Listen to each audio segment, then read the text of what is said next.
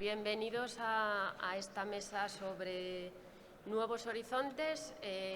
Tenemos aquí para abordar todo lo que tiene que ver con el almacenamiento energético, con sistemas electrónicos de almacenamiento energético y con la energía solar fotovoltaica aérea, a José Raúl González Ruiz Sánchez y a Manuel Rico Secades. Hago una breve presentación inicial, luego intervendrán ellos y abrimos un turno final de preguntas, como se venía haciendo en las mesas anteriores. José Raúl González Ruiz Sánchez ha sido director de operaciones de minería. Desarrolló su carrera durante más de 20 años en UNOSA, donde evolucionó desde el puesto de ingeniero auxiliar a director de minería. Es ingeniero de minas e inventor, como él mismo se presenta, y se define como una persona innovadora, con iniciativa, y hoy va a presentarnos buena parte de esas ideas durante su ponencia. Manuel Rico Secades es catedrático de Ingeniería Electrónica por la Universidad de Oviedo.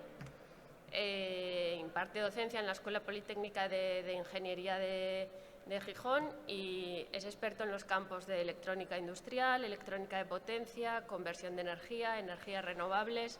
Es un gran conocedor del campo de las renovables, precisamente porque comentará él durante su ponencia, incluso en su vivienda particular también ha experimentado las posibilidades de las renovables, y es autor, por resumirlo rápidamente, de cerca de 200 artículos en revistas, ha participado en congresos internacionales, en una treintena de proyectos de investigación y otros tantos contratos de transferencia de tecnología. De 2008 a 2010 fue director general de I+D de la Universidad de Oviedo, adscrito a la Oficina de Investigación, y participó en el proyecto del Campus de Excelencia Internacional. Manuel, si te parece, comenzamos. Bueno, buenos días a todos. Muchas gracias, Covadonga, por la presentación, y también muchas gracias a la organización del evento por invitarme a dar la charla. Voy a tratar de ser lo más breve y lo más sintético posible. Quizás tengo una presentación demasiado abultada, ¿no?, para el tiempo que tenemos, que nos dijeron 15 minutos. Voy a tratar de ir lo más ágil posible, ¿no? El objeto de la charla es, de una forma somera, hablar un poco de los sistemas electrónicos para el almacenamiento de energía, ¿no?, que es un tema docente en la Escuela Politécnica de Ingeniería de Gijón. Ya desde muchos años que se trabaja y se educa a los estudiantes en estas temáticas. Antes de empezar con la charla, me he permitido incorporar esta primera diapositiva para enfatizar un poco la diferencia entre potencia y energía, ya que muchas veces en muchos foros los términos se confunden, ¿no?, tanto en unidades como en los conceptos, ¿no? Hay veces que mucha potencia se asemeja a mucha energía, y poca potencia a poca energía, y eso no es cierto, ¿no? Ahí pongo un ejemplo así, como un foco de LED de 50 vatios y una lámpara de inducción en una cocina pueden consumir el mismo energía dependiendo del uso, ¿no? Bueno, esto es un tema importante y me he permitido añadirlo aquí en la presentación, ¿no? También durante la charla voy a tratar como 5 tecnologías de almacenamiento de energía: volantes de inercia, supercondensadores, baterías, bombeo de agua e hidrógeno, de una forma muy somera, no sé si me dará tiempo.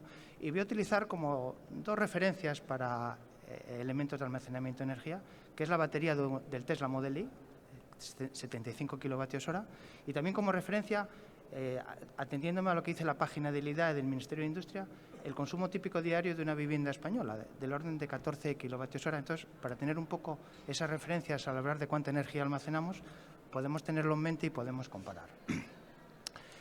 Como decía, vamos a comparar distintas tecnologías, con la idea, como muestra la diapositiva, de crear un mix de almacenamiento de energía de muchas cosas. Por supuesto, hay muchas cosas y muchas tecnologías que me van a quedar en el tintero en esta charla tan corta. Y voy a tratar en esta breve charla de hablar de 4 cosas, ¿no? ¿Dónde almacenamos? ¿Cuánta energía podemos almacenar? ¿Cómo son los sistemas electrónicos para meter la energía en el sistema? Y cómo la extraemos, ¿no? Básicamente, tratar de cubrir esas temáticas, ¿no? Y voy a empezar deliberadamente por un elemento un poco atípico, que es el volante de inercia, que yo creo que representa también muy bien lo que es la Escuela Politécnica de Ingeniería de Gijón en el campo de las energías renovables, puesto que en un volante de inercia se almacena energía en forma de energía mecánica, donde intervienen ingeniería mecánica, ingeniería eléctrica, electrónica de potencia, materiales, etcétera. Es un campo muy disciplinar, ¿no? La energía aquí básicamente es un disco rotando y se almacena energía en forma de energía cinética. Hay muchísimas empresas en el mundo, incluso en España, trabajando en este campo. Y una, por ejemplo, una que tengo aquí indicada es Bacon Power, ¿no? Sin entrar mucho en detalle, uno se sorprende en los proyectos de Bacon Power la cantidad de energía que se puede almacenar. Por ejemplo, en uno de los proyectos que tienen en marcha con un disco de acero de radio 1 metro y altura 1 metro, que pretenden hacerlo girar a 15.500 RPM, si se hace el cálculo de la energía que se puede almacenar ahí, pues equivale a 60 baterías del Tesla Model Y o básicamente un año casi completo del hogar típico español, lo cual es una cantidad de energía bastante importante. Otra cosa son las pérdidas derivadas del tema, ¿no? Bien, centrándome en la electrónica de potencia, que es el campo en que soy más experto, ¿no? Cómo guardamos la energía y cómo la extraemos, aquí es una forma madura de hacerlo, ¿no? Aquí básicamente es un motor eléctrico y un inversor electrónico que se conoce como back-to-back, ¿no? Dos inversores que permiten introducir la energía del motor y extraerla, ¿no? Por ejemplo, aquí hay un ejemplo de cómo sería una instalación conectada a la red. Y aquí les he puesto otro ejemplo de cómo podría ser una hipotética instalación donde el almacenamiento de energía, en lugar de ser con baterías, una instalación fotovoltaica fuera con un volante de inercia, ¿no? Un ejemplo hipotético porque hasta donde yo sé no hay ninguna instalación que utilice este sistema, ¿no? Como comentario final, esta primera tecnología que introducí, bueno, los volantes de inercia son muy típicos, tanto en turbinas eólicas como hidráulicas. Los que vamos al gimnasio de vez en cuando, las bicicletas de spinning, tenemos ahí un volante de inercia. Incluso los aficionados a la Fórmula 1 están familiarizados con el KERS, ¿no? El KERS es un elemento para guardar y recuperar energía rápida durante las competiciones de Fórmula 1, ¿no? Rápidamente paso a los supercondensadores, que sería el hermano electrónico, vamos a decir, del volante de inercia. La energía aquí se almacena en el campo electrostático. Los condensadores son, vamos a decir, son condensadores que tienen muchísima capacidad y como inconveniente tensiones muy bajas. No vamos a entrar en detalle tecnológicos porque no ha lugar en esta charla. Lo único comentar que un supercondensador, si se hacen los cálculos de la energía que se puede almacenar, teniendo en cuenta la tensión máxima de trabajo, 1/2 de CV cuadrado, pues es una energía muy pequeña, del orden de 3 vatios hora, ¿no? Para hacer la comparación con el Tesla Model Y necesitaríamos del orden de 24.000, 25.000 supercondensadores o para una vivienda 4.600. Es decir, que no sería muy interesante como elemento de almacenamiento de energía. Sin embargo, tenemos capacidad de absorber picos de energía, picos de potencia, en este caso muy rápidos, ¿no? Que es un poco, de hecho compite y de hecho está sustituyendo al volante de inercia, por ejemplo, en las competiciones de Fórmula 1 y es un elemento muy habitual. Obviamente, para que esto sea usable, se necesitan formar bancos de supercondensadores introduciendo una problemática muy similar al de la ecualización y protección de las celdas de baterías, ¿no? Que normalmente se organizan en bancos también, ¿no? ¿Cómo sacamos y cómo metemos la energía? Aquí nuevamente interviene la electrónica de potencia, ¿no? Un convertidor continua bidireccional permite extraer y sacar la energía para luego inyectarla a la red eléctrica mediante un inversor electrónico, ¿no? Son elementos bastante conocidos para los que trabajamos en el campo de la electrónica de potencia. También se podrían utilizar los supercondensadores, hipotéticamente también, como elemento de almacenamiento de energía en una instalación solar fotovoltaica típica de autoconsumo, ¿no? Cosa que tampoco es habitual, puesto que lo habitual es emplear baterías o no emplear nada, ¿no? Me meto brevemente en las baterías. La energía de una batería se almacena es una forma electroquímica de almacenar, es una reacción de oxidación-reducción. Un elemento se oxida, pierde electrones, otro gana electrones y este es el proceso, ¿no? Hay, por ejemplo, pues una celda típica de litio-hierro, 3,2 voltios, 100 amperios hora, con sus características importantes. Aquí en la presentación he enfatizado un poco, cuidadito con esta palabra C, que en el mundo de los supercondensadores se emplea también la letra C para la capacidad y en el mundo de las baterías con la letra C, digamos, y a veces se confunden los términos, en muchos foros, en muchos reportajes se confunden estos términos y no son exactamente lo mismo. No voy a pararme en ello porque tampoco tenemos tiempo, pero lo puse ahí en la presentación. ¿Cuánta energía almacenamos? Por ejemplo, en esta celda hipotética que me cogí como referencia, pues almacenamos del orden de 256 vatios hora. Con lo cual, por ejemplo, para un Tesla Model Y necesitaríamos 292 celdas y para la energía típica de un día entero del hogar español del orden de 55 celdas, ¿no? Que esto está un poco en la idea de las baterías que tenemos en los vehículos eléctricos, los bancos de baterías que tenemos en nuestro hogar, por ejemplo, los VBox de BYD, etcétera, ¿no? No voy a pararme en esta charla, no ha lugar a hablar del mundo de las baterías y de las tecnologías. Muchísimas tecnologías, níquel metal hidruro, litio-ion, níquel, litio polímero. Es un mundo en ebullición, vamos a decir, donde las distintas siglas de letras necesitarían un foro mucho más amplio de esto para hablar del tema. Simplemente voy a comentar un poco hacia dónde va el futuro, las revoluciones, ¿no? Entonces, dos pinceladas. Una empresa, los nanocables de silicio podrían revolucionar el mundo de las baterías.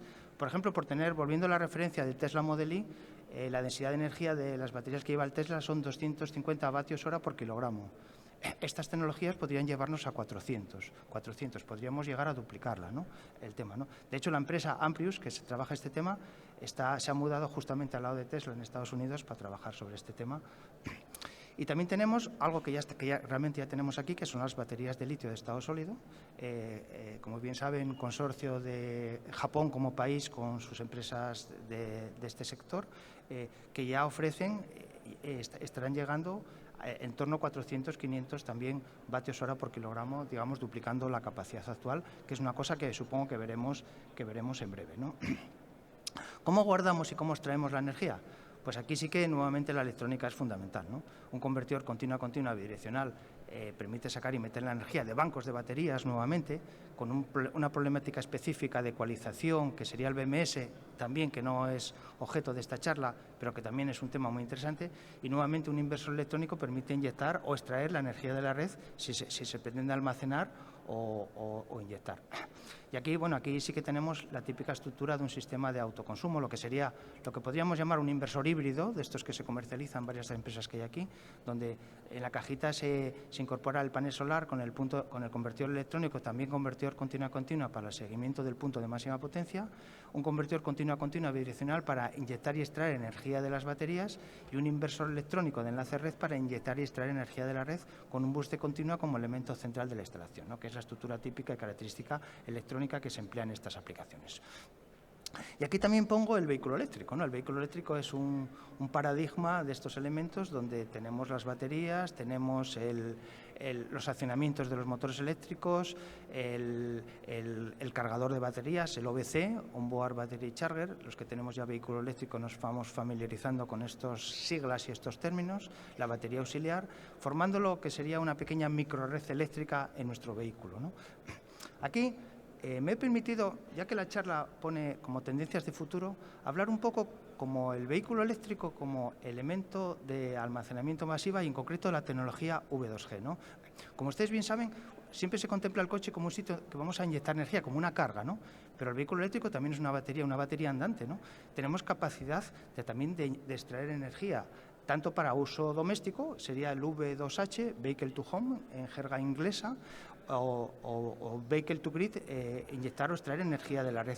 Y esto nos va a introducir en el futuro, y de hecho ya estamos en ello, unas capacidades interesantes. Y de hecho ya empiezan a aparecer elementos comerciales que nos va a permitir incorporar al vehículo eléctrico como un elemento nuevo de almacenamiento de energía. Incluso se proponen trabajos, bueno, perdón, este es otro ejemplo de Nissan, el centro Nissan Pavilion, que acepta pagos del estacionamiento en energía, ¿no? En plan marketing, ¿no? De la instalación, ¿no? No, que comentaba que también, en un ejemplo imaginario, las baterías de vehículo eléctrico representan una posibilidad muy importante de almacenamiento masivo de energía. Y yo me he permitido aquí, como elemento así, quizás el más extraño de la charla, hacer un ejemplo imaginario sobre Asturias, que somos 1 millón de habitantes, y de acuerdo a los propios datos que da el Principado, pues hay medio millón de vehículos eléctricos circulando, es decir, que cada 2 personas del Principado hay un coche, ¿no? Un vehículo, ¿no? Y tomando como dato una batería promedio de 50 kilovatios hora, que no es muy alta ni muy pequeña, de un vehículo eléctrico, y jugando solo con el 10% de esos equipos, de esos vehículos, y el 20% de la energía de la batería, si hacemos unos numeritos rápidos, que no los voy a hacer ahora, Asturias se convertiría en una batería de 500 megavatios hora, una batería distribuida, ¿no? Que si la comparamos, lo puse aquí en la nota de prensa, en la charla, con la batería que va a construir Tesla en Australia, 450 megavatios hora, pues sería una batería comparable, ¿no? Es decir, que la posibilidad de utilizar un porcentaje de la batería de vehículo eléctrico, de los elementos que estén conectados en cada momento en la red eléctrica para inyectar esta energía, pues son una posibilidad muy importante que está muy cerca de solucionar muchos de los temas de almacenamiento de energía y donde la electrónica de potencia, los sistemas electrónicos y también la informática va a tener mucho que decir y muchas cosas, muchos avances que veremos en años sucesivos. Ya por ir acabando la charla y no ser muy pesado, voy a hablar brevemente del bombeo de agua, ¿vale? El bombeo de agua es algo muy conocido, de hecho tenemos aquí varias presentaciones. Almacenar la energía, voy a ir brevemente, almacenamos la energía bombeando agua hacia un pantano, hacia una presa, hacia un depósito y la generamos mediante una turbina eléctrica de la forma consumida, ¿no? Bien. Hay muchos ejemplos y muchos proyectos interesantes.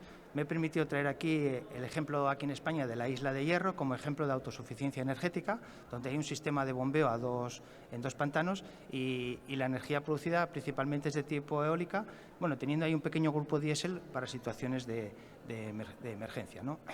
Haciendo un numerito rápido, que tampoco es objeto aquí, ¿vale? El Tesla Model Y, así a números gordos, sería como elevar 400 litros de agua, pues 40 metros, básicamente, ¿no? Básicamente te haría un poco la idea de sería la energía de Model Y. ¿Cuál es el problema? El problema es que para meter esa energía, bombeas y luego recuperas, pues si empleas 1.300 vatios hora al día, de acuerdo a los datos que yo he extraído de un artículo, pues vas a recuperar 500 vatios hora, ¿no? Es decir, traducido en términos así visuales, pues si con la energía de un Tesla te quedaría solamente para un día de la vivienda típica española, ¿no? Desaprovecharías muchísima energía, ¿no? Pero bueno, es ahí una posibilidad de almacenamiento de energía, ¿vale? También interesante. Tenemos también el hidrógeno, que está muy de moda ahora, ¿vale? El hidrógeno básicamente, digamos, hay que primero generarlo con medio de un neutralizador, luego almacenarlo y luego utilizarlo, ¿no? Para utilizarlo vamos a tener dos formas, que es quemarlo o bien mediante una pila de combustible volver a generarlo como energía eléctrica, ¿no? El rendimiento de quemarlo sería muchísimo menor que el de la pila de combustible y yo voy a centrarme aquí en la pila de combustible para tener una referencia, ¿no? Para almacenarlo hay tres formas básicas de almacenar, sin entrar en mucho detalle: en forma de gas a una presión de 200 bares, en forma de líquido a baja temperatura, 21 Kelvin, o en forma de sólido hidruro metálico, que es muy habitual en las aplicaciones militares, y hay muchos ejemplos de bicicletas y circuitos que trabajan con este sistema, ¿no? El rendimiento es muy pobre, ¿no? Parecido al de los pantanos, ¿no? Por ejemplo, ahí me he permitido traer unos datos. Para electrolizar un kilo de hidrógeno se necesitan más o menos 60 kilovatios hora, que viene a ser como el Tesla, básicamente, y luego la pila de combustible con un kilo daría como 16 kilovatios hora, que viene a ser como el hogar típico español, ¿no? ¿Vale? Sería un poco utilizando pila de combustible. Si optáramos por quemar el hidrógeno, pues la energía del Tesla pues daría para cocinar al mediodía, ¿no? Eso sí, con energía limpia, ¿no? Pero digamos que el aprovechamiento energético sería muchísimo peor, ¿no? Muchísimo peor, ¿no? Bueno, aquí he traído una pequeña animación, que esto supongo que es el PDF, no se ve, de cómo sería la pila de combustible y los procesos. No voy a comentar tampoco los detalles de cómo funciona, porque no es objeto de la charla. Y aquí muestro simplemente la parte de electrónica de potencia, la parte electrónica involucrada.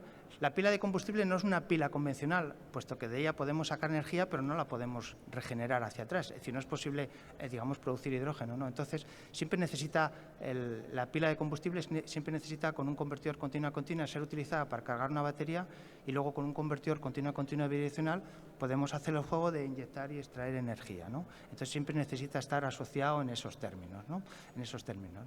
Y yo creo que con esto, espero haber sido bastante breve y ido bastante rápido, bueno, he hecho un pequeño repaso de posibilidades y de sistemas de almacenamiento que más o menos están en la mente de todos, ¿no? Muchas gracias. Muchas gracias.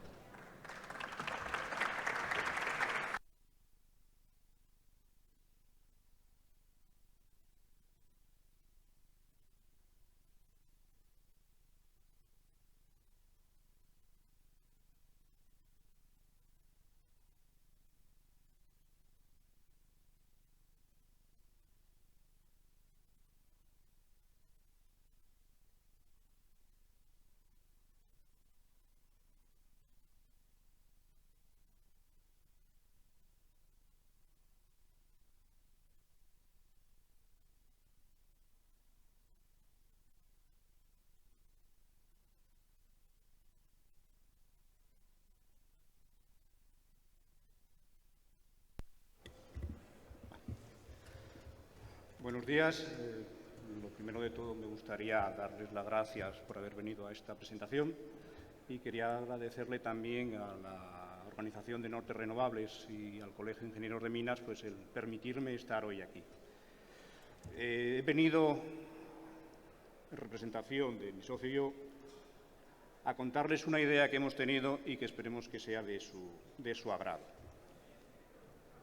¿Quiénes somos? Somos dos ingenieros de minas con amplia experiencia en la minería del carbón y fruto de esa experiencia hemos tenido una idea, hemos tenido una visión y es que creemos que es posible una nueva forma de despliegue de la energía fotovoltaica para llegar a sitios donde nadie había pensado. Esperemos que les guste la idea y luego, posteriormente, pues les invito a pasar por el stand del Colegio de Minas pues, a los que estén interesados en profundizar y en darles nuestros datos de contacto. A ver, actualmente existen tres tipos de instalaciones fotovoltaicas. Instalaciones en paredes y fachadas, cubiertas y tejados de edificios o bien instalaciones sobre postes. Luego después ya tenemos las grandes instalaciones, los huertos solares o parques solares, donde los paneles solares se montan sobre una estructura, la cual puede estar fija al suelo o bien puede montarse sobre un seguidor de 2 ejes o de un eje. Y actualmente también hay un nuevo desarrollo para instalar la fotovoltaica sobre masas de agua, la denominada fotovoltaica flotante. En esta imagen pueden ver una representación de las plantas solares que hay en Europa allá por el año 2019, de más de 0,5 megavatios. Como podrán ver, pues hay zonas de alta concentración, pero también hay grandes vacíos, generalmente asociados a zonas montañosas. Aunque también tiene algo que ver la legislación de cada país, pues llama un poco la atención que Holanda esté prácticamente sombreada en amarillo y, sin embargo, Bélgica apenas tenga instalaciones. Como les decía, la orografía pues, es un elemento que ha dificultado inicialmente el despliegue de la energía fotovoltaica en determinadas regiones. Hay instalaciones en China, en Francia, en diversas zonas, pero donde podemos ver en estas imágenes que a medida que aumenta la pendiente, aumentan las complicaciones. Hay que hacer movimientos de tierra, hay que hacer aterrazamientos, pistas de conexión, y eso inevitablemente dispara los costes y incrementa el impacto medioambiental. Independientemente de dónde esté situado un parque solar, son grandes superficies las necesarias y en muchos casos son incompatibles con el desarrollo agrícola, ganadero o bien con el aprovechamiento forestal.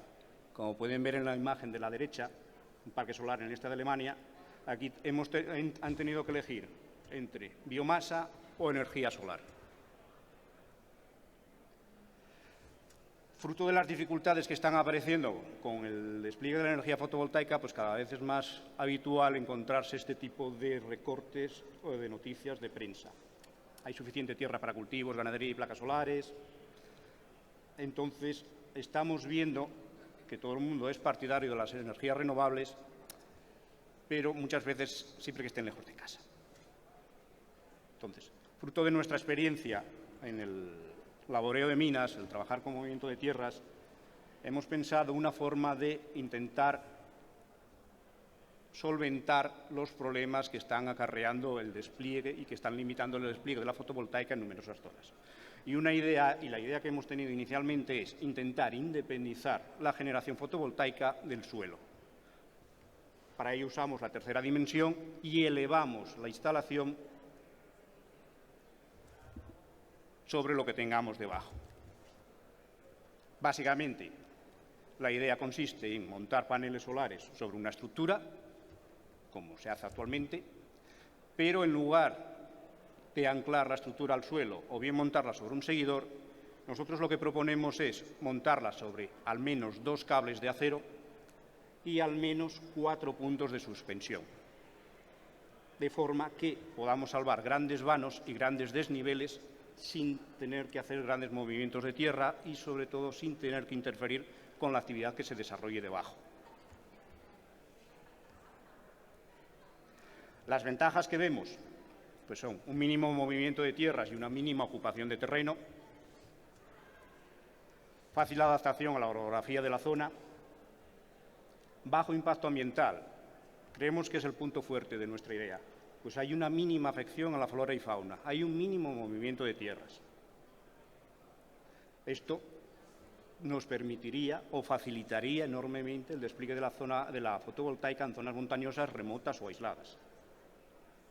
Como les decía, lo que perseguimos es una compatibilidad con los usos del suelo rural,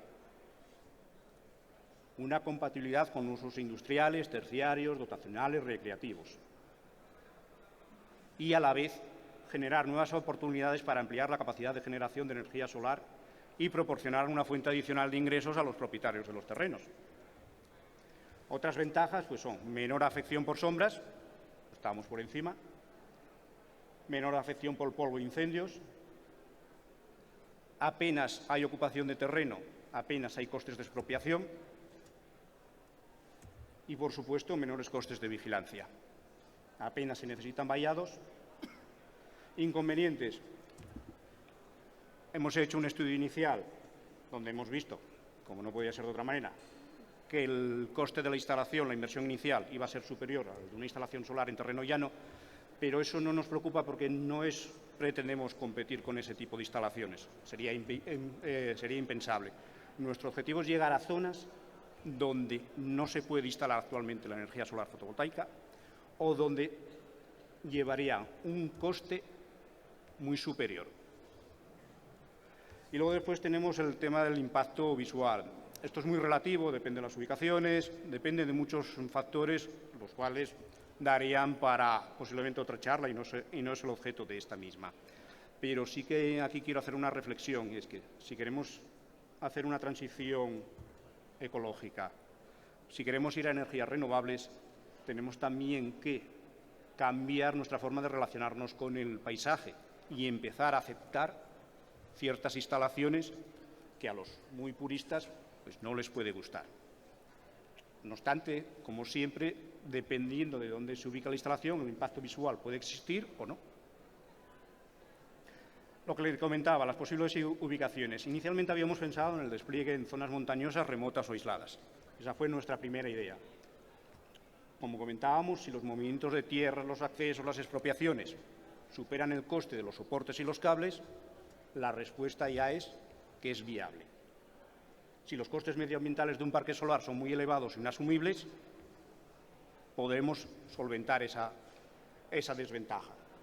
Si hay indisponibilidad de terrenos llanos, que por ejemplo en el caso de Asturias es uno de los dos grandes argumentos que se exponen para aducir que la solar fotovoltaica, pues en el caso de Asturias, tiene un despliegue muy pequeño. Otro argumento que se emplea es que hay poco recurso.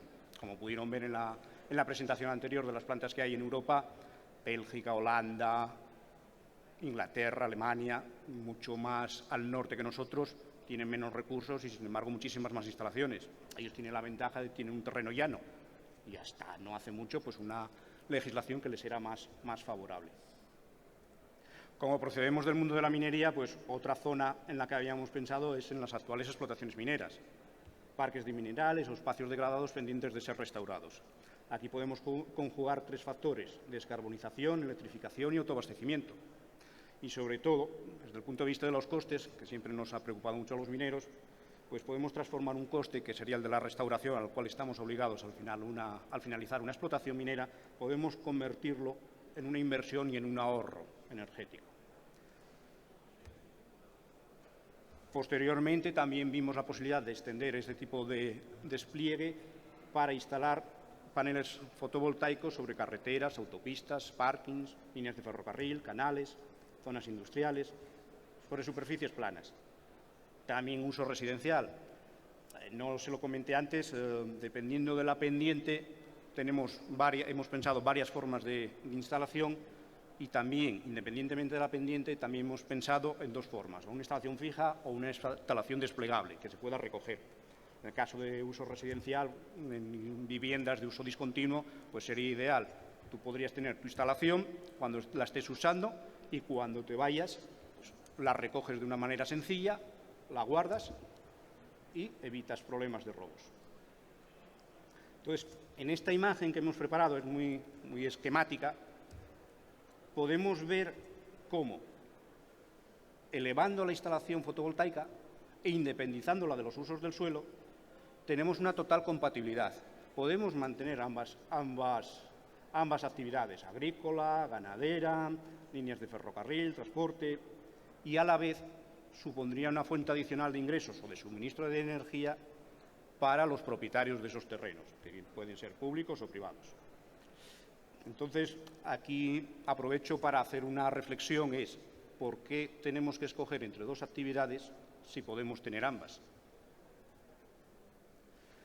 Aquí, por ejemplo, podemos visualizar cómo la fotovoltaica aérea se podría desplegar en una antigua explotación minera para minimizar los costes de restauración o ayudar a generar energía eléctrica, de forma que espacios que actualmente eran improductivos los volvemos productivos energéticamente.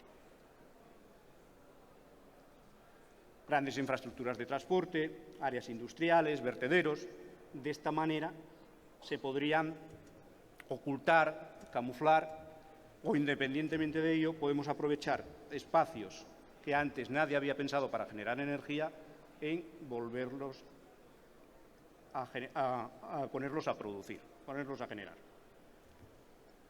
Este es otro ejemplo, típico parque industrial, empresarial. Pues de la misma manera que sacamos las terrazas a las aceras, pues podemos poner paneles solares en esa zona.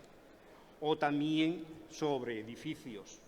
Contaba ayer la gente de CAPSA, que ellos en su día habían tenido un crecimiento un poco desorganizado, entonces que no tenían grandes tejados o no tenían una forma fácil de instalar más paneles fotovoltaicos.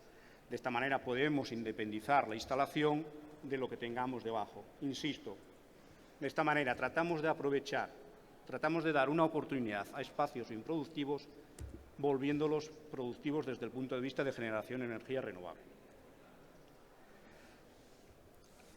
En esta imagen lo que pueden ver es que, como todos hemos sufrido la ola de calor de este verano, continuamente se nos dice que el cambio climático va a elevar las temperaturas. El sistema es muy visual desde el punto de vista, es muy ligero desde el punto de vista visual, entonces se podría implementar sobre calles o sobre avenidas para aprovechar, para generar energía eléctrica y, combinándolo con elementos de reducción de ruido y creación de espacios verdes en zonas urbanas, pues contribuir al confort en las ciudades. Ya para ir concluyendo, y un repaso de las conclusiones, pues, con el fin de facilitar el despliegue de la energía fotovoltaica, en especial en zonas montañosas, que fue nuestra primera idea, pero sobre todo reducir impactos medioambientales, compatibilizar la fotovoltaica con los usos del suelo y preservar la biodiversidad de la zona, pues la propuesta consiste en, básicamente, elevar la instalación independizándola de la topografía y usos del suelo. Se pueden salvar grandes vanos y desniveles, lo mismo que un puente colgante nos permite atravesar grandes distancias. Esto sería un ejemplo similar, ocupación de terreno y impacto medioambiental mínimo. Como comentábamos, podríamos desplegar la energía fotovoltaica sobre carreteras, autopistas, parkings, sobre cualquier elemento ya existente, sin entrar en conflicto con la actividad que se está generando, que se está desarrollando. Superficies actualmente improductivas desde el punto de vista de generación serán susceptibles de ser usadas para la generación eléctrica renovable y ello contribuirá notablemente a alcanzar la independencia energética de nuestro país y los objetivos de descarbonización de la economía, además de suponer una fuente adicional de ingresos para los propietarios o reducir su factura eléctrica mediante el autoconsumo. Estas son las principales conclusiones con las que quiero que ustedes se queden, pero sobre todo la principal conclusión es ¿por qué tener que elegir entre dos actividades si podemos tener ambas? Muchas gracias.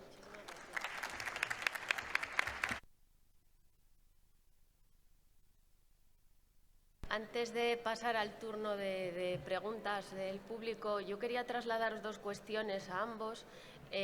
Ayer se comentó aquí, en la inauguración de este salón, de la cantidad de tecnologías y de experiencia de empresas para estar listos para esta nueva etapa, ¿no?, de las renovables y este nuevo horizonte.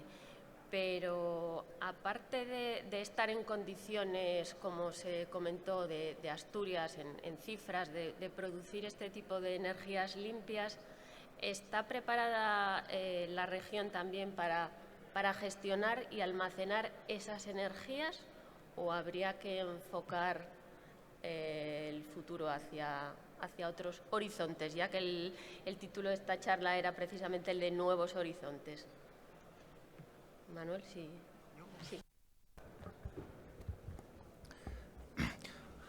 Bueno, entiendo que estamos hablando de las posibilidades de Asturias de almacenar energía eléctrica, ¿no? Que supongo que es la que vamos a producir con fuentes de energías renovables limpias, ¿no? Energía solar, energía eólica, eólica marina, etcétera, ¿no? Entonces, bueno, yo creo que ahí tenemos que ir hacia un mix energético, ¿no? Es decir, una única tecnología no es posible, no tiene la eficiencia necesaria, ¿no? Baterías, hoy por hoy es inviable. Se puede pensar en el vehículo eléctrico, o se puede bombeo de agua, o el tema de hidrógeno. El problema de todas esas tecnologías es el rendimiento, ¿no? Como bien dije antes, por ejemplo, con bombeo de agua, si producimos con energía solar el equivalente a un Tesla y perdemos la cuarta parte por el camino, pues bueno, obviamente es energía limpia y lo almacenamos, ¿no? Y en el caso del hidrógeno, pues pasa algo parecido, ¿no? Si generamos hidrógeno, lo almacenamos y luego lo quemamos, por ejemplo, nos quedamos con el 10% prácticamente, o si vamos a pila de combustible, pues perdemos ahí mucha energía, ¿no? Entonces, yo creo que el híbrido, ¿no? Es decir, pensar en un mix, igual que se pensó en su momento en un mix de generación de energía, yo creo que había que pensar en un mix de almacenamiento de energía. Y supongo que a nivel de Asturias, supongo que habría que pensarlo a nivel de país, ¿no? El uso de los pantanos, digamos, el hidrógeno, por supuesto, no sé si los volantes de inercia, el vehículo eléctrico, sistemas de almacenamiento en baterías por ahí distribuidos. Pues habría que pensar en una estrategia para ser energéticamente autosuficientes, porque sí que España tiene capacidad, creo yo, con la energía solar y la energía eólica, de producir la energía que se necesita, ¿no? Lo que pasa es que hay formas de almacenamiento que no nos van a permitir aprovecharla, ¿no? Entonces eso es un poco lo que yo podría decir, ¿no?, del tema, ¿no? Sí, yo coincido plenamente con Manuel. Las renovables, si no van acompañadas de almacenamiento, es inviable. Si queremos aumentar la penetración de energías renovables, es imperativo el aumentar la capacidad de almacenamiento. De hecho, ya hay estudios que dicen que conforme vaya creciendo la penetración, pues se van a necesitar almacenamientos a nivel región, a nivel país, pues diarios, semanales, o ya incluso se habla, si llegáramos a un 90-100%, de almacenamientos de tipo estacional. La solar funciona y produce por el verano, pero por el invierno produce menos. La eólica produce poco por el verano, produce mucho más por el invierno. ¿Qué tecnologías? Pues un poco lo que dice el mercado. Por ejemplo, en una región como Asturias, que tenemos orografía y tenemos agua, yo apostaría por el bombeo reversible.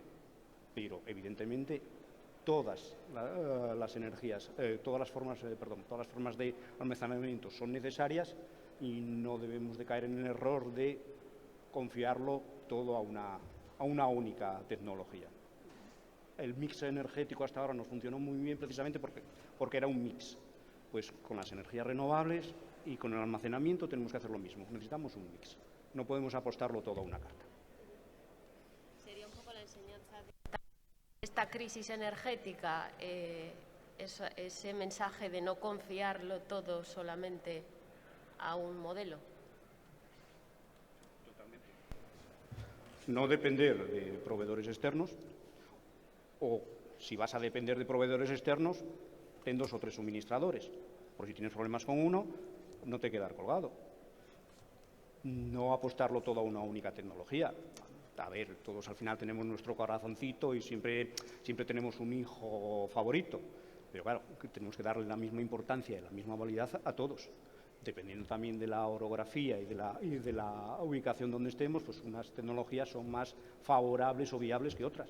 Claro, plantear bombeo hidráulico, por ejemplo, en mitad de la meseta, pues es un poco complicado. Se puede hacer, pero es más fácil hacerlo, por ejemplo, en Asturias. Simplemente porque tenemos diferencias de cota, y tenemos agua.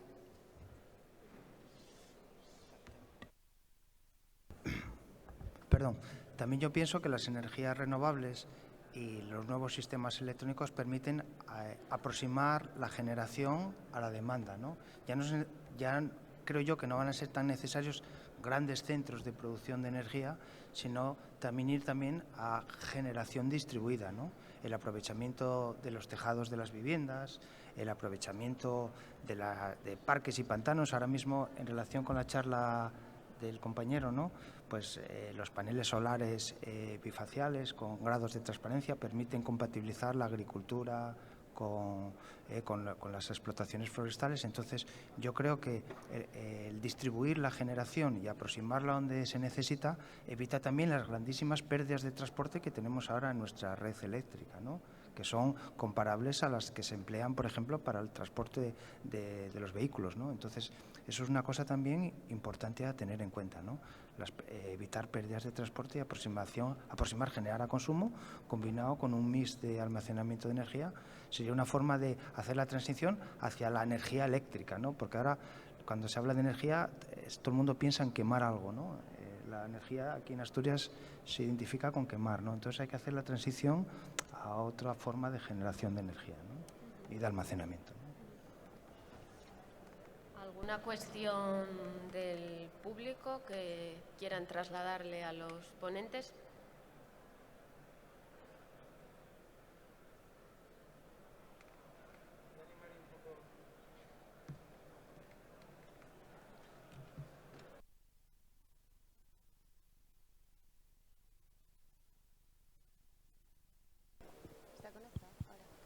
Sí, hola, buenos días. Soy Francisco Blanco, de la Escuela de Minas. Lo primero, felicitar a los dos ponentes por las interesantes conferencias que nos dieron. Y también felicitar a la moderadora por lo bien que lo hizo. Y la pregunta va para Manuel. Es que me llamó mucho la atención lo que dijiste, que yo ya lo tenía en la cabeza, que los coches eléctricos van a ser generadores de energía. O sea, que aparte de eso, después tú puedes poner la energía en la red, o sea, como si fuera un centro de producción, ¿no? Entendí un poco lo que dijiste. Y entonces la pregunta que te quería hacer era si las redes eléctricas que tenemos ahora están preparadas para que los coches eléctricos que tengamos particulares inyecten esa energía a la red. No sé si entiendes un poquitín la pregunta que te estoy haciendo. Bueno, muchas gracias por la pregunta y por la felicitación por la presentación. Bueno, en primer lugar, decir que los coches eléctricos no generan energía, ¿no? Solamente es una batería, almacenan energía, ¿no? Podemos tener, de hecho llevan una batería, por ejemplo el Tesla, como había comentado, lleva una batería de 75 kilovatios hora y cualquier vehículo eléctrico lleva una batería, ¿no? Siempre se ve el coche como un sitio donde aportamos energía, cargamos combustible, cargamos energía, pero el vehículo también tiene capacidad de devolver esa energía cuando sea necesaria. No tiene por qué devolverla entera, puede utilizar un porcentaje de ella, ¿no? La mayor parte del tiempo los vehículos eléctricos están parados. Cuando estamos en el trabajo, cuando estamos en nuestro domicilio, el coche está parado, ¿no? La tecnología que se conoce como V2G, mediante dispositivos electrónicos bidireccionales, podríamos inyectar y extraer energía de esa batería del vehículo para la vivienda, por ejemplo, si fuera necesario. De hecho, esto lo empezó Nissan con lo del Lift to Home, ¿no? Los japoneses, muy sensibilizados por las catástrofes naturales en Japón, pues el Nissan Leaf, en su momento, coche pionero, pues era capaz de abastecer al hogar japonés durante 2 días de energía eléctrica y la casa no quedara totalmente aislada, ¿no? Ahora eso evolucionó hacia lo que se conoce como V2G y entonces el vehículo podría tener capacidad de inyectar energía en la red. Y una gran cantidad de vehículos conectados simultáneamente, lo de muchos pocos hacen un mucho, es importante, ¿no? La electrónica de potencia tiene capacidad de inyectar la energía eléctrica sin distorsionarla, con factor de potencia unidad, ¿no? Sin consumir reactiva, incluso compensar la reactiva, ¿no? Yo pienso al revés de lo que se dice, ¿no? Yo creo que tanto el vehículo eléctrico como las instalaciones renovables con energía eléctrica pues van a solucionar los problemas que tiene ahora mismo la red eléctrica, ¿no? Ahora mismo, por ejemplo, de noche apenas hay hay consumo. La generación mediante los sistemas de generación que tenemos con turbina, mediante turbinado, pues genera distorsiones y factores de potencia importante. La electrónica, de hecho, es la que soluciona estas cosas, ¿no? Si todos los sistemas de generación y de almacenamiento se basaran en sistemas electrónicos, pues todo se funcionaría. De hecho, la red sería una microred, ¿no? Una microred eléctrica, y funcionaría, digamos, con mejores prestaciones, en mi opinión, ¿no? Entonces, yo pienso que sí, que lo que pasa es que esto estamos muy lejos porque requiere una coordinación, es decir, ser capaz de coordinar a muchos coches para que gestionar esa energía y usarlos para almacenar y sacar un porcentaje, eso llegará de mano de los avances de la electrónica, ¿no? Y entonces, claro, el parque de vehículos eléctricos pues puede ayudar a paliar, formaría parte de este mix, ¿no? ¿Por qué no vamos a utilizar las baterías de los coches como elemento de almacenamiento de energía, ¿no? Digamos, cuando sobre energía la guardamos y cuando hace falta la extraemos. Digamos, yo creo que es una cosa interesante, ¿no? Y no veo yo ningún problema importante en ese aspecto.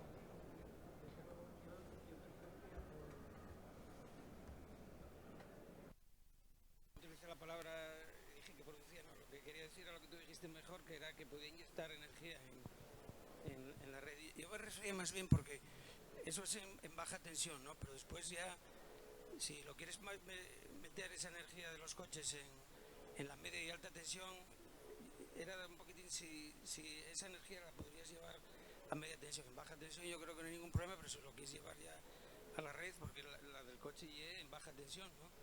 Si lo quieres meter ya a una red de media o alta tensión, eso tendría solución. Podríamos meter esa energía en media y en alta, por lo menos en media tensión.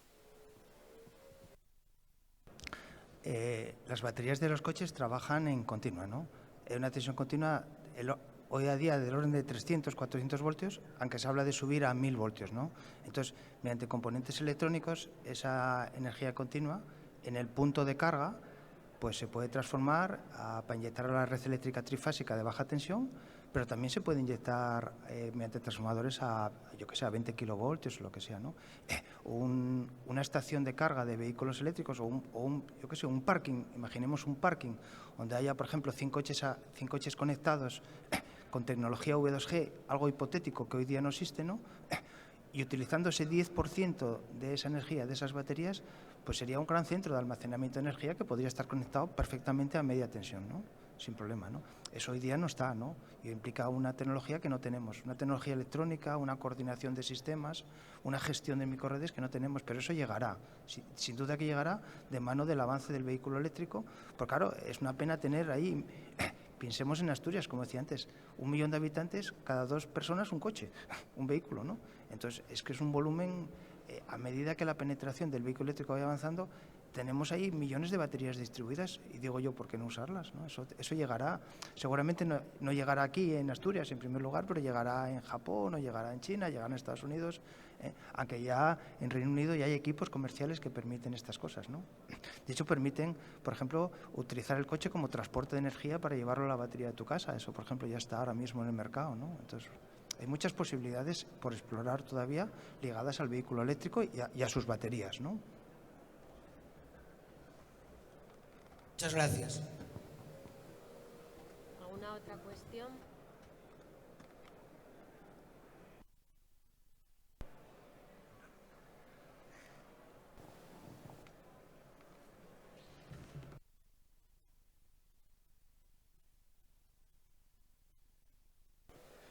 Hola, vale.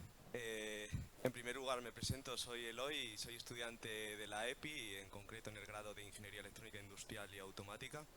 Y tenía una pregunta para ti, perdona, soy muy malo con los nombres, no me acuerdo. Ya somos 2. Vale, pues tenía una pregunta sobre el proyecto, me parece muy interesante, pero tengo una duda.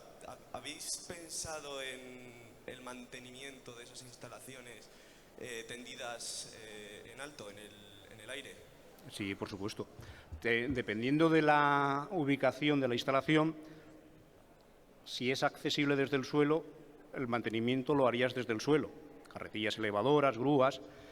Si parte de la instalación o toda la instalación no es accesible desde el suelo, tenemos previsto un carro de mantenimiento que se desplaza a lo largo de la instalación para acceder a los paneles y hacer el mantenimiento. Vale. Tenía la duda, sin más. Gracias. No te preocupes, fue la primera duda que también me planteó mi socio.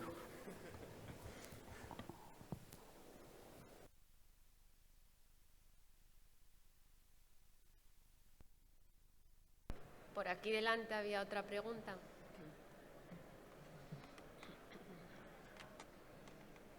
Enhorabuena también por la sesión y a los dos ponentes. Una parte ya está contestada, pero de todas maneras sí que quizá a lo mejor sí podía expandir un poco más el tema de la limpieza muchas veces de los paneles y para Manuel Rico también sí podía explicar un poco más esta nueva iniciativa del pago de Nissan por digamos la energía eléctrica. Sí, pero bueno, es bastante novedoso. Gracias. Bueno, el tema de la limpieza de los paneles es exactamente igual que una instalación al suelo. Se hace de la misma manera. Sí, por ejemplo, veíamos aquí fuera con SACEMA, digamos, un robot que te iba... Quiero decir, esto sobre el aire quizá... No, como te comentaba, si la instalación es accesible desde el suelo, tú con una carretilla llegas, colocas el robot, lo limpias, bajas y vas al siguiente. Si la instalación no es accesible desde el suelo en todo o en parte de su recorrido, hay previsto un carro de mantenimiento que se desplaza a lo largo del cable y que te permite acceder a los módulos.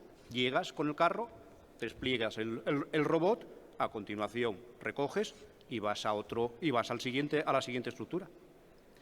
Al estar elevado, pues evidentemente hay que minimizar los riesgos de trabajar en altura y lo ideal, por ejemplo, sería las inspecciones hacerlas con dron. Pero eso ya ahora mismo ya se está haciendo en los parques al suelo. La única diferencia es que, como estás un poco más alto o mucho más alto, pues tienes que acceder a la instalación. O bien desde el suelo, porque te lo permite la ubicación, o bien desde un extremo de la instalación parte un carro que la recorre y que te permite acceder a todas las partes de la misma.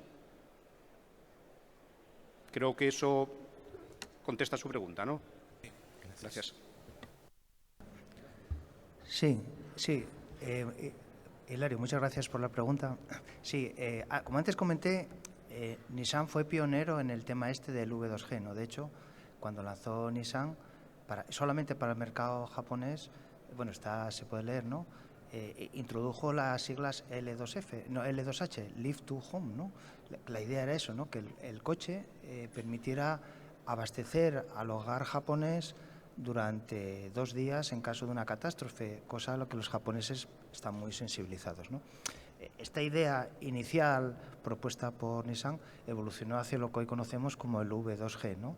Entonces la propia Nissan también evolucionó y de hecho ha montado el Nissan Pavilion, que está en Japón, ¿no? Es un centro ahí de folclórico, vamos a decir, ¿no? De exposiciones, ¿no? De exhibiciones, y entonces tiene su parking preparado con V2G, se puede leer por la web. Entonces ahí pagas con energía, ¿no? No pagas con dinero, te acogen energía del coche para pagar, ¿no? Bueno, es una cosa, entiendo, en plan marketing, ¿no? Simplemente, ¿no? Pero bueno, hay miles de proyectos aquí en España, incluso Enel, por ejemplo, en Europa, de temas de V2G con flotas de vehículos, etcétera, ¿no? Para empresas, ¿no? Yo creo que, por ejemplo, una empresa que pone paneles solares, por decir una cosa para complementar lo que hablábamos antes, que tiene sus vehículos aparcados de noche, pues ¿por qué no utilizar, digamos, los coches como, ¿no? Para tener ahí energía, ¿no? O guardarla, meterla, sacarla cuando haga falta, ¿no? Cogerlo es decir, hay muchas posibilidades, ¿no? Posibilidades que están todavía sin explorar y por pensar. Algunas ideas pues surgirán, ¿no? Eso de Nissan Central Pavilion es una cosa folclórica que está de mano de Nissan, ¿no? Que de alguna forma sí podemos decir que es el pionero de esta idea, ¿no? El pionero de esta idea, ¿no? Pues muchísimas gracias, Manuel y José Raúl. Una última pregunta por aquí y vamos cerrando para cumplir el tiempo. Manuel, quería hacerte una pregunta, porque estuvisteis hablando los dos de un mix energético, de un mix de almacenamiento. ¿Puede haber un mix del coche? Porque claro, ahora hay el coche eléctrico, el coche de hidrógeno y quizá también el coche del gas natural licuado o algo de eso. ¿Creéis también que en ese sentido va a haber sería ideal un mix también. Gracias. Y disculpar por ser tan pesado. Bueno, yo creo que el vehículo eléctrico se convierte en una microred, ¿no? Una microred eléctrica donde se pueden combinar distintas tecnologías, ¿no? En ese bus de continua que interconecta los motores eléctricos con las baterías y con el cargador, pues tiene cabida, yo qué sé, poner un panel solar en el techo para meter energía, tiene cabida el hidrógeno, tiene cabida un volante de inercia, tienen cabida los vehículos híbridos, mezcla de tecnologías. De hecho, hace poco en la EPI hubo una charla y de hecho hay un proyecto ahí de vehículos híbridos, de cómo gestionar esa energía, cómo se gestiona en el vehículo eléctrico esa energía, ¿no? Por ejemplo, está claro que los supercondensadores son interesantes para absorber picos de energía que a lo mejor las baterías no pueden, ¿no? A lo mejor el hidrógeno es una forma de cargar la batería despacito y recargar hidrógeno, ¿no? Yo no lo sé, ¿vale? Ahí también, de hecho, la microred que representa un vehículo eléctrico ya lleva un mix implícito, ¿no? Un mix implícito, ¿no? Yo cuando estuve, por ejemplo, estuvimos con Antonio Calleja, estuvimos en Taiwán, pues había bicicletas de hidrógeno, pero que realmente eran eléctricas. Que, digamos, la bombona era hidrógeno en forma de nitruro metálico y estaba cargando la batería, una batería más pequeñita, ¿no? Entonces ahí también había un mix, ¿no? Entonces, bueno, eso llegará, yo no lo sé, la verdad. Yo pienso que la evolución de las baterías es tremenda, ¿no? De mano del vehículo eléctrico y de mano de las energías renovables. Y no sé lo que pasará, pero que va a haber un mix, pues posiblemente sí. De hecho, en Fórmula 1 ya hay un mix, ¿no? El mix batería supercondensador o vehículo de combustión supercondensador, bien sea en forma de volante de inercia, bien sea ya es un mix en cierta medida, ¿no? Entonces, bueno, eso que evolucione más, seguro que evoluciona más. Dejamos aquí, si les parece, los ponentes seguirán por aquí si hay alguna cuestión más para continuar la charla y damos paso a la siguiente mesa. Muchísimas gracias, Manuel.